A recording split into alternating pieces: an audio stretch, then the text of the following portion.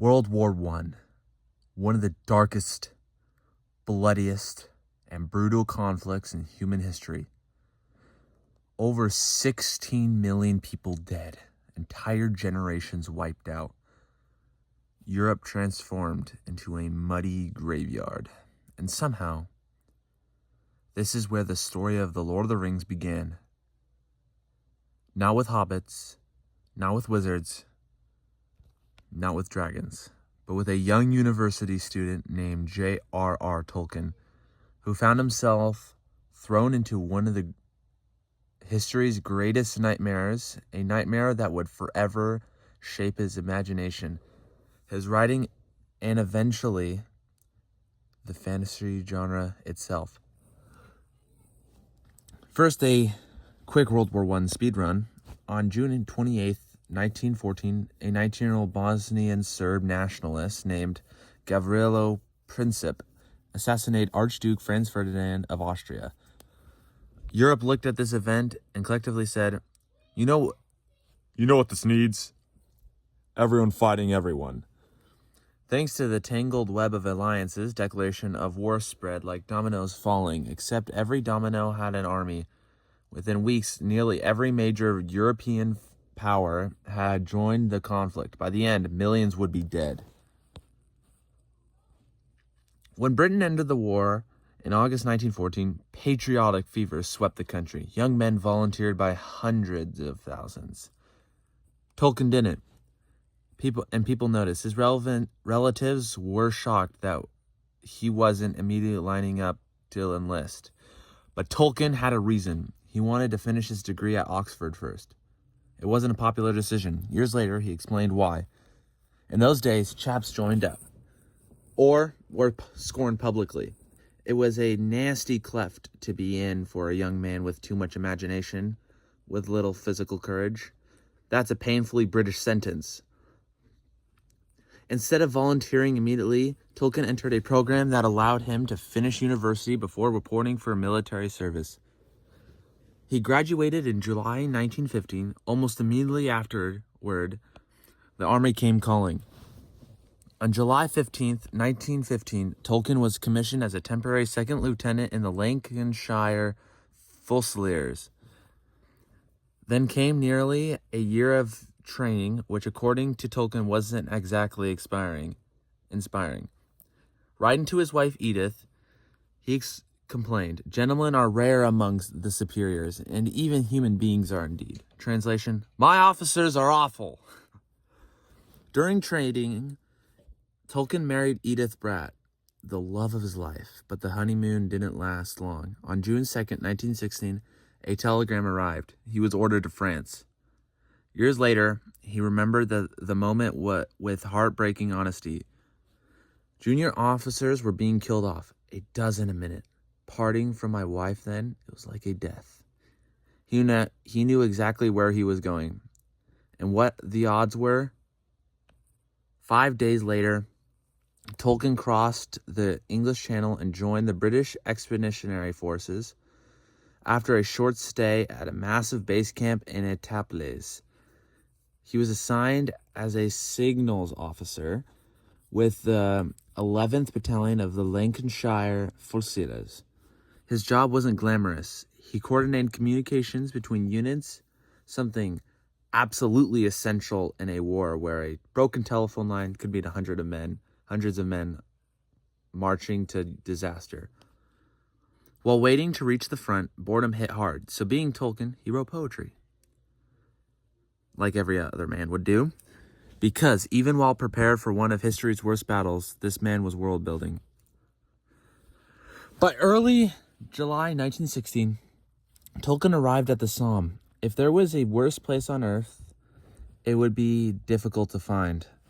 The battlefields was a landscape of mud, shattered trees, and constant shell fire, rats, and lice. So many lice. One chaplain described officers literally being eaten alive by them. Oh no! Oh no!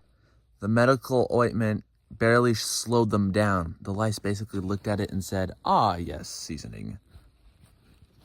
Life at the front was relentless. Shells screamed overhead day and night. The ground shook constantly. Exhaustion became normal. Sleep was luxury, and every attack could be your last.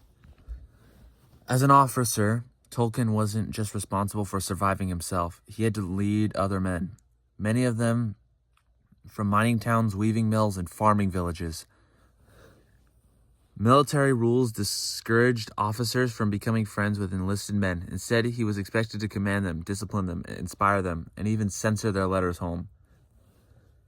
He hated it. Later, he wrote, "The most improper job of any man is bossing other men. Not 1 in a million is fit for it." It's a revealing quote. Tolkien never romanticized leadership. He saw it as a burden, and it feels that later characters, like Aragorn and Faramir, leaders who never seek power for its own sake. Ironically, it wasn't German bullet that took Tolkien out of the war, it was lice. In October 1916, during the fight around Regina Trench, Tolkien contracted trench fever, a disease spread by body lice, high fevers, crippling exhaustion, severe pain. It became so ill, he was evacuated back to England in November. The illness probably saved his life because shortly afterward, his battalion was nearly annihilated. Many of his men he served beside never came home. Perhaps the deepest wound wasn't physical, it was personal. Before the war, Tolkien belonged to a close-knit group of friends called the Tea Club and Barovian Society. They dreamed of changing the world through art, literature, and music. The war destroyed that dream. Rob Gilson was killed on the very first day of the Battle of the Somme. Joffrey Smith was killed by German artillery, but not long afterward. Only Tolkien survived. The fellowship was broken. Sound familiar? Loss, friendship, sacrifice, ordinary people carrying impossible burdens. Those themes didn't come from nowhere. They were lived. Tolkien spent the rest of the war recovering in hospitals and performing light military duties. His trench fever kept returning, leaving him too sick for full combat.